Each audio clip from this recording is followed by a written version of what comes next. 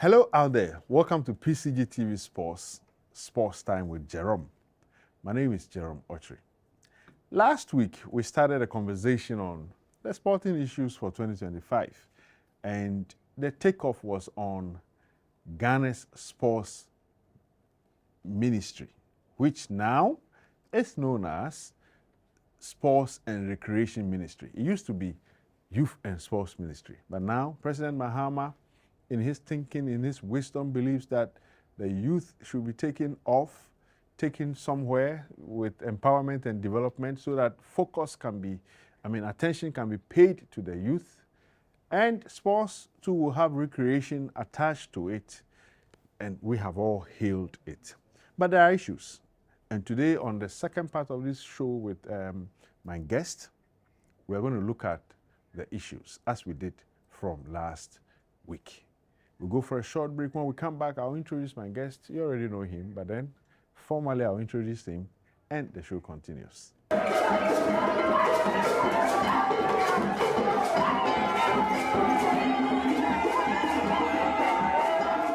Welcome back. So, as we started last week, and the conversation started with my guest, Augustine Ohene Brenya, who is a sports editor with Global Media Alliance, operators of Happy Sports and several other brands. But Brenya is the host of the Happy Sports Show, one of the topmost shows in the capital, across the country. We listen to him every morning talking sports. And he's here to continue the conversation we started last day. He's not just a sports editor at Global Media Alliance or Happy Sports. He's also an executive member of the Sports Writers Association of Ghana. So, you know, in Ghana, we say big man. He's a big man. And not just that. This is someone who has interest in football. And his interest in football is not just mere football, women's football. He is a brand's commercial and communications manager of Hazakes Ladies. So you see, if I tell you that he knows his stuff, you should see where he's coming from. And then what he has been doing. The evidence is clear. Brenya, welcome once again. Come on. Good to be here. Yeah, so we left off the conversation from the point of the sporting federations, over 40 of them. Some of them, they probably exist in name. And here we are confronted with the fact that the new sports minister, under the new sports ministry, sports and recreation ministry, must deal with this issue of too many federations not really bringing anything. In your mind, if you have to prioritize, I know football is number one, or football will always be number one. If you have to prioritize, assuming you are the minister, if you have to prioritize these federations and see how best we can get the best from them, how are you going to approach it? Clearly, you have to categorize the sports. Okay, so how would the segments? Good. How would the categorization be? The traditional sporting disciplines that have given us laurels in the past and has the potential to give us in the future. Okay. A mass sport where a lot more people participate in national in nature. Very easy to do in terms of investment and participation. How many people are engaged in it, how many people follow it in terms of, whether it's commercial enough. That's what I mean. So obviously football is the passion of the nation. Okay. You're looking at boxing.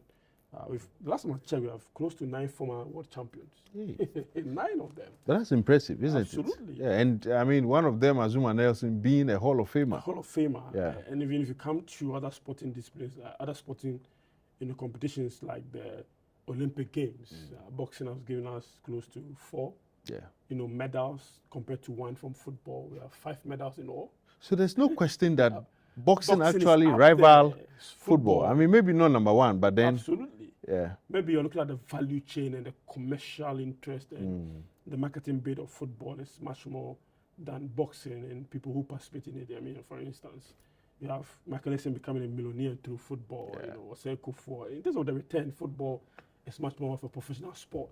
Yeah. And a lot more people engage in it than, its benefit may be, bigger than boxing. But in terms of laurels and achievement, boxing is up there with football. Also, in terms of competitive advantage, you're looking at athletics. We've had Ohinika Karis go to Commonwealth Games and smash and brought us medal, in all that. Yeah. So clearly, these are top 3 sporting disciplines that any government should be, investing serious money into. So if government invests in these 3, what happens to the others? That's my concern now. How do we deal with them? So there are best practices elsewhere. Which are what? Earlier we spoke about how the UK, for instance, have structured their sporting disciplines and have the benefit of sports funding from lottery. Okay. So it is there.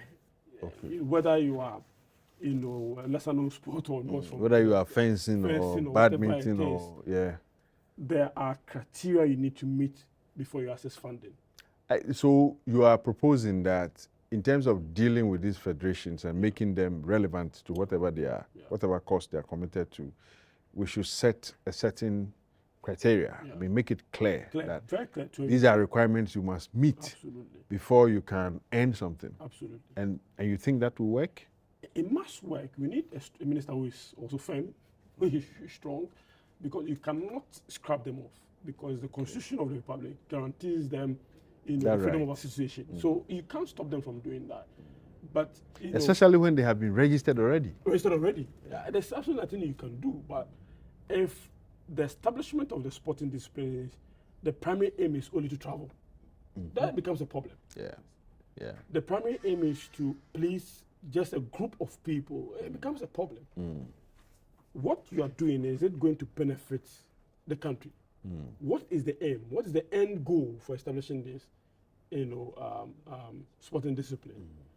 Then we are clear in our minds where we want to take this. Okay. Because let us be frank, we can't fund all of them. Yeah, we can't. But even the advanced countries, do they have that? They don't fund. There are documentaries, literature that shows that even some Olympic gold medalists train on their own, fund their own, training, and compete for the country.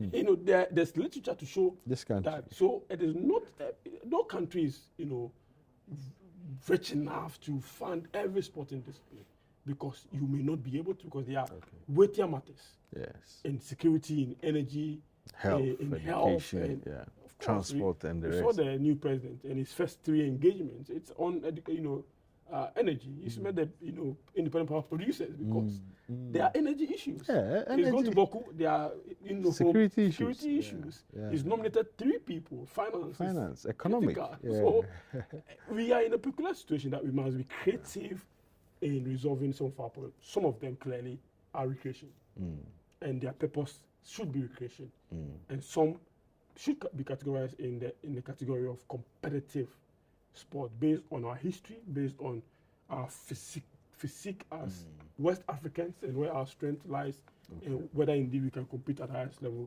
to give us medals. That's, for me, non-negotiable. The ministry should go this path and be backed by law to be able to make this work. I mean, if you look at the way Ghana sports has been run over, you and I are almost the same age, we are contemporaries. If you look at how Ghana sports has evolved, if at all there has been any evolving, you see that the growth has been one-sided. Yeah. I'm just wondering, as someone, as a sports commentator, as a sports journalist, broadcaster, how do you think the new ministry and its minister, when he or she takes office, is going to deal with this imbalance of football overshadowing the other federations, to the point that it gets to times that the other federations practically have to beg to be taken care of. But football, and in particular the Black Stars, do not beg. The money gains legs and run to the Black Stars. But with the other federations or the other teams, it's the opposite. Yeah. How is the minister or the ministry going to deal with this issue of football? Yeah, I understand the priority that is given to football, but the lopsidedness is too much. Brenya, we're going to find, you're going to give us an answer to this question. We need to go for a break. When we come back, there will be an answer to this question.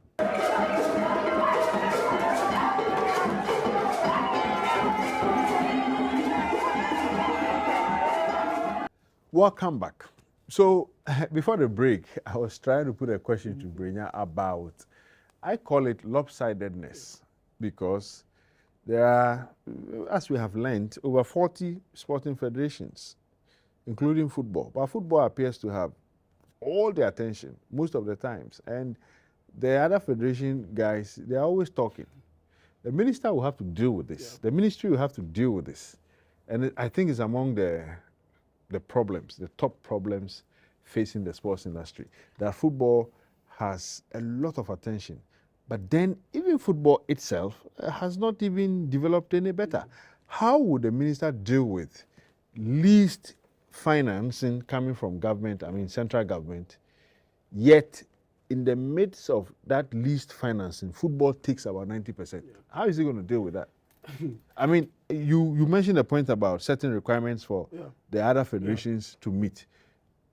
Is football going to face the same thing? Maybe, but then there's an issue to deal with relative to the imbalance I speak of. And that's the elephant in the room. That's one of the biggest problems any minister would have to deal with. If you've ever dealt with the ministry before, sometimes you go there and you sometimes want to, cry for them because the budgetary allocation itself is not enough. And it goes into payment of salaries and compensations. It's not enough to go through the whole, financial sporting year to take care of everybody. The good thing for football is that the biggest budget does not come from the sports budget. Okay. It comes from the presidency to the Minister of Finance. Yeah. So they have some special arrangements. But shouldn't the other federations, and here I'm not even going to talk about some others, I'm talking about boxing, for example. Shouldn't boxing be given the same priority? So that's where I think that we need a sports fund. Okay. So I disagree with scrapping of the bet tax, for instance. Oh, really? Why? I think that it is a brilliant way of generating revenue that can be used to develop sports. But at this point, it's become a political promise. It's a political promise. So there's absolutely nothing we can do about it. But if in all humility, if the president will listen to us, I would say there's nothing wrong in telling people that this is what I promised. This is what I promised. But look at the reality. The reality on the Ghana is that we need to also promote and develop sports in Ghana.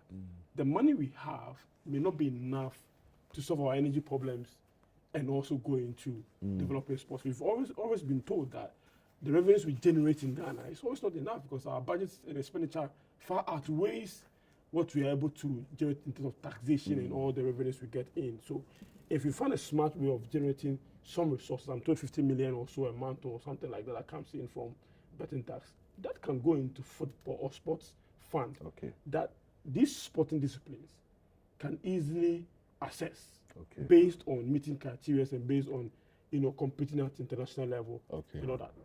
And let me also be practical. They've made a political promise.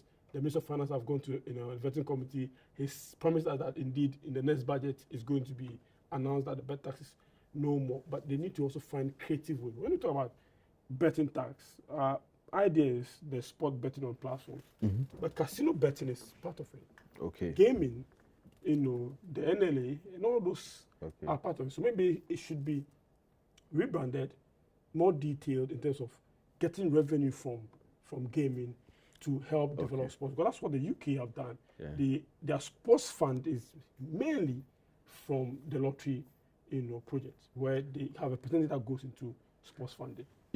The mention of sports funding brings to mind the sports bill. Yeah. And was it 2023? You 2023. and I were at a seminar, a symposium. The politicians, they like those expressions. Workshop, one-day workshop. Yeah. And this was a one-day symposium or one-day workshop on the sports bill. Yeah. If I'm correct, key stakeholders, particularly in the media, were invited to come and make inputs. I mean, inputs have been made already, but then I think in fine-tuning the final document, we were invited to come there. 2023, I think it was in April. Or late March. To this point, it's almost 2 years. Yeah. The last government could not get the bill passed. Yeah. The last time we checked, they said it was at cabinet. I'm asking two questions in one. Yeah. What do you think stalled government's inability to get a bill passed? And secondly, do you think that it's ever going to get passed now, I mean, under the new government? I think that, first of all, I should be honest, the political will was not there. Okay. Even though they invested time, resources in putting the document together. It's in three folds. You pass the sports law, sports bill that becomes an act. Then the sports policy, that's what we were asked to make input. Exactly. Then the final bit will be the establishment of a sports fund. Government must make some concessions, make some investment into these areas. And that's where always the issues come I am happy you have split the issues, like broken it down. So it's not just as a sports bill. It's not just that. But you first, I mean, this is in three parts.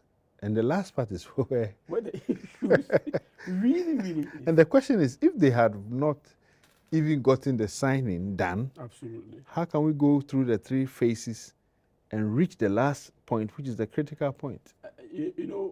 I think they done the first bit where we have the sports law, but the other two must then kick in. Okay. The policy and the fund.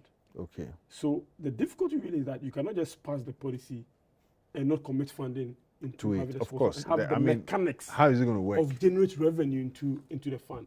That's where really, for me, the commitment and the will should be. And I think that it should be part of one of the topmost priorities for the new minister and this government in particular to get that done. So some of these issues that we go through every year, every cycle, should be a thing of the past, so that there are policies, and that, of course, the document you have, I have it. It looks solid. Yeah. In terms of what needs to be done in terms of youth development, sports for development, sports with development. It looks solid. So its implementation needs the backing of the law, so that whoever becomes the minister it shouldn't be a matter of the person's preference or so for instance, some ministers have come in, they like boxing, so they go all in to get resources for boxing. Okay. Some come in and they have some relationship with beach football and they'll find some resources for beach football. But if they have a policy and we know how the funding is done and who deserves what, it's much more easier. It makes the work of the minister much more easier. I don't know why they don't want to get this done. It's our confusion. But then, when a new government comes, there's always new hope. Yeah. You should never lose hope. I mean, this is a religious channel, and I love something about about our church experience. I mean, you are a very yes, I wouldn't say a church boy, but he's deep in the Lord. I mean, he's a Christian and a very good one. So in church, for instance, when we are making announcements, especially funeral announcements, you say that in the hope of the resurrection. And I tell people that if we have hope in the resurrection, then we shouldn't lose hope here. So we are hoping that, I'm just narrating this to say that we are hoping that as a new government has come, some of these issues we have raised, some have been there for years, will be tackled.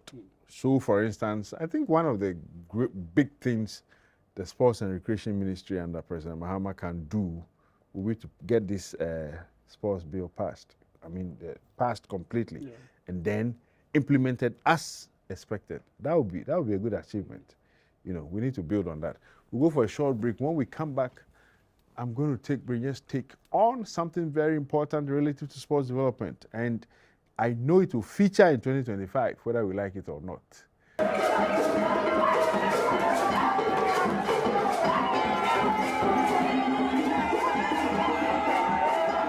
Welcome back. And before the break, I was telling you about a very important issue we must look at, because it's going to feature.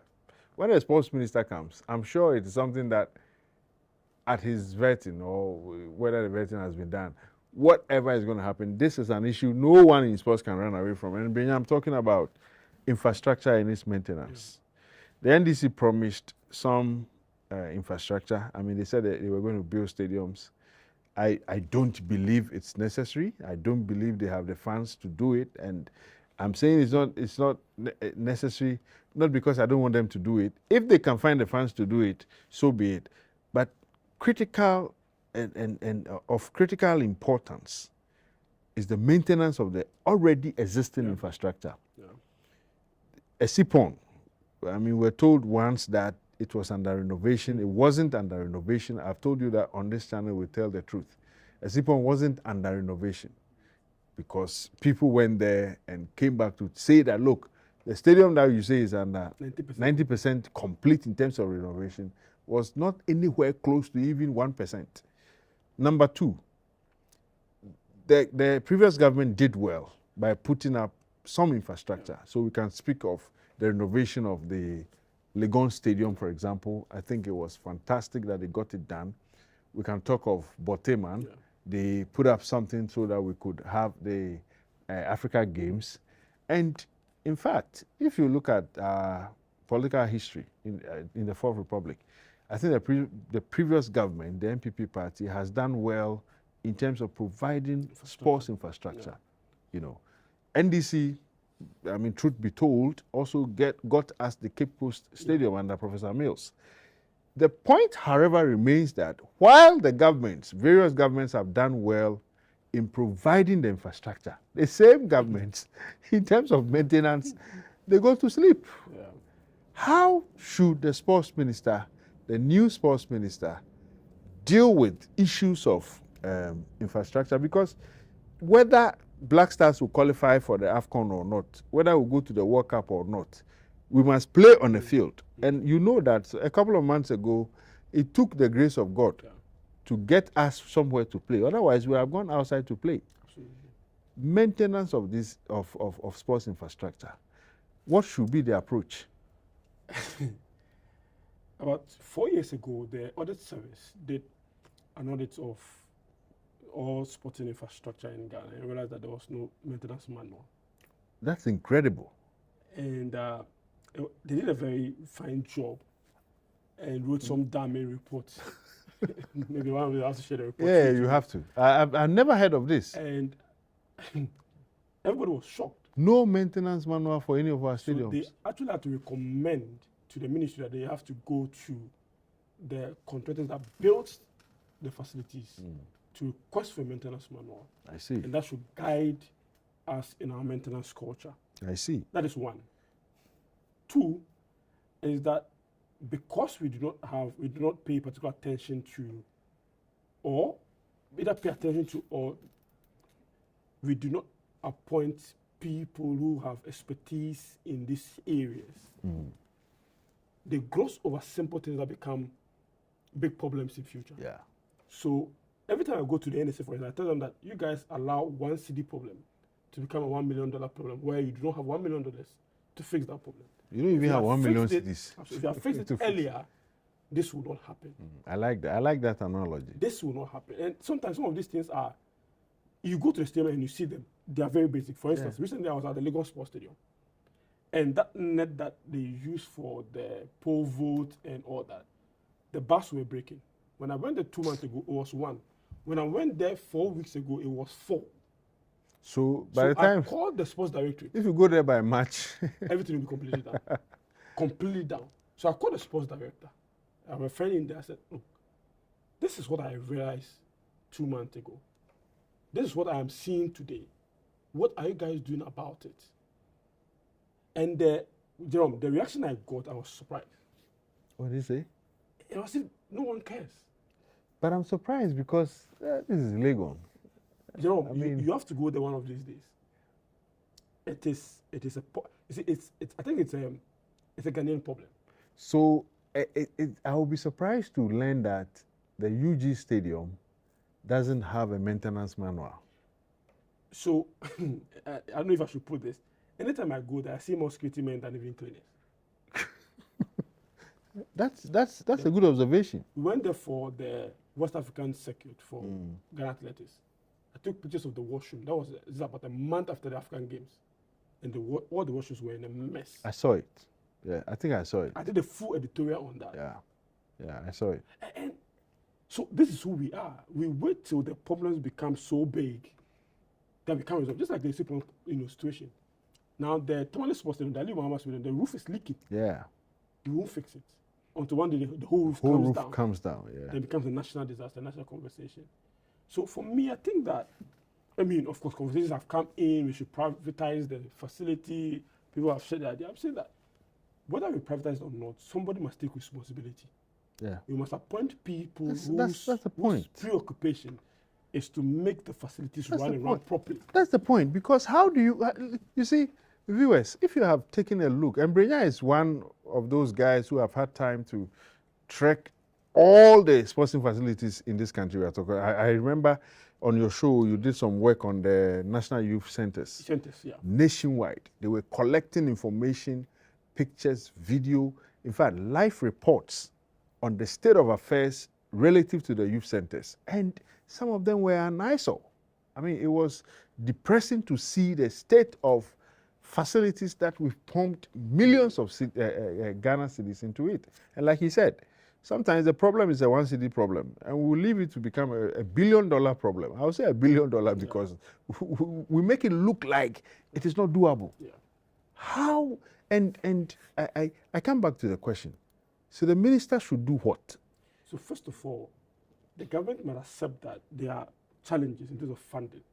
One, the appointment of whoever becomes group of people who become the board of the NSA and the director general of the NSA is critical at this point. It shouldn't be feeling business as usual. We have thousands slots to fill. So yeah, with political party sympathizers and those things. Come back to hunters. Yes.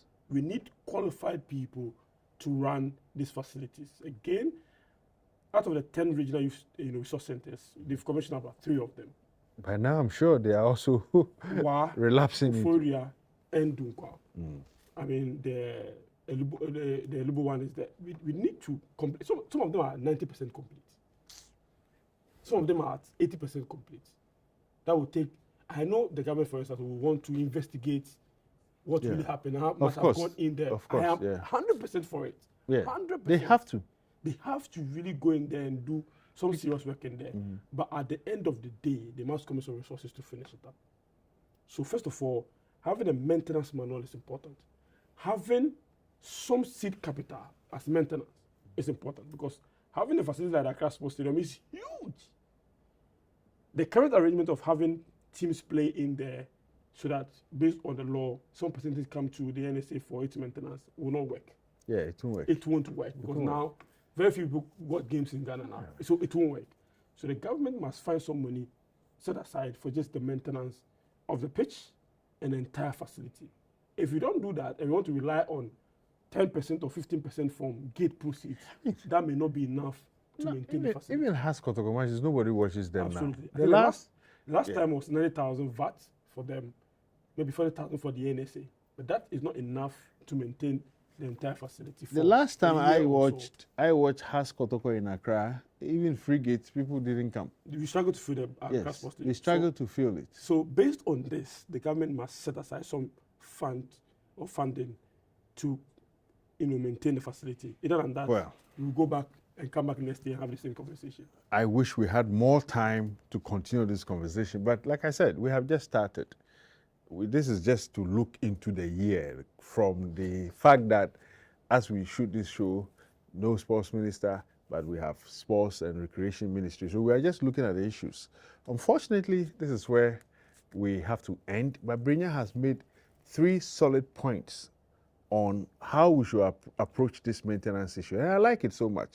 He talks about having a maintenance manual. Look, if we have facilities in Isipon, Tamale, Kumasi, Accra, Cape Coast, 5 out of the 16 regions have stadiums that, if they were being maintained well, we can host tournaments. In fact, Accra has 2. Legon and the Accra Sports Stadium. And they are all not maintained well. And he says, have a maintenance manual, because an audit report showed that there are no maintenance manuals for these facilities. 2, dedicated funding. And 3, the point I like most, hold somebody accountable, responsible for not making sure that these facilities are kept well. Look, the new sports minister, anytime you are appointed, on this show, we promise you support, but also remember that if you do the good work, we'll be the same people to praise you. If not, we'll be the same people to talk about it. So this is our second show for the year. We promise you exciting conversations and great new shows relative to sports. As we always say on Pcgtv, Brenya, thank you very much. But here we say, in thy light, there is light. We hope to come your way again next week with more interesting conversations. Goodbye.